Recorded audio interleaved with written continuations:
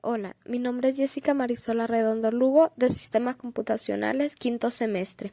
Hoy voy a presentar la unidad 2, que es Introducción al análisis de circuitos eléctricos. Los elementos activos son todos aquellos elementos o componentes que se encargan de entregarle energía al sistema. Entre ellas está la fuente de voltaje y de corriente. Los elementos pasivos son aquellos que tienen la función de recibir la energía enviada por los elementos activos y transformarla en todo tipo de energía o almacenarla. La diferencia entre un nodo eléctrico y un nodo ficticio es que cuando se unen tres o más ramas eléctricas forman un nodo eléctrico, mientras que un nodo ficticio se forma cuando se unen solo dos ramas eléctricas. Las diferencias entre malla eléctrica y malla ficticia son que la malla eléctrica está formada por nodos eléctricos y nodos ficticios, y además es toda trayectoria cerrada, mientras que la malla ficticia se le nombra toda trayectoria cerrada donde encontremos una fuente de corriente.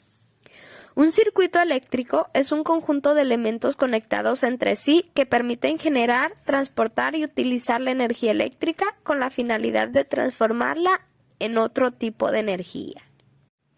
Corriente, voltaje y potencia. Corriente. Se denomina corriente eléctrica al flujo movimiento de electrones por un conductor. Los electrones se desplazan de un átomo a otro en la misma dirección según el conductor. Voltaje. El voltaje es la magnitud que da cuenta de la diferencia en el potencial eléctrico entre dos puntos determinados. Los tipos de voltaje que existen son voltaje inducido, voltaje alterno, voltaje de corriente directa y voltaje continuo. La potencia eléctrica es un parámetro que indica la cantidad de energía eléctrica transferida de una fuente generadora a un elemento consumidor por unidad de tiempo. Resistencia, capacitor e inductancia. La resistencia es un elemento que convierte energía eléctrica en energía calórica y la potencia en energía por unidad de tiempo. Capacitor. Se denomina capacitor al dispositivo que es capaz de acumular cargas eléctricas. Básicamente, un capacitor está constituido por un grupo de láminas metálicas paralelas separadas por material aislante. Inductancia.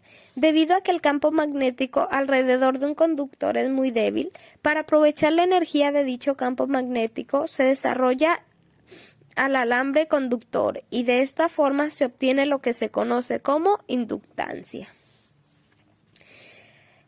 Las fuentes independientes y las fuentes dependientes.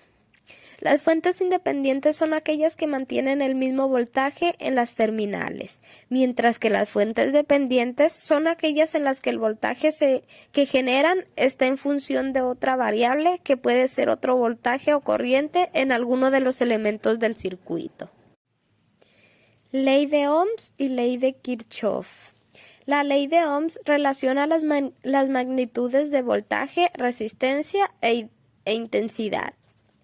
El físico alemán Gustav Kirchhoff descubrió en 1845 dos leyes que se relacionan: corrientes y diferencias de potencia en circuitos eléctricos.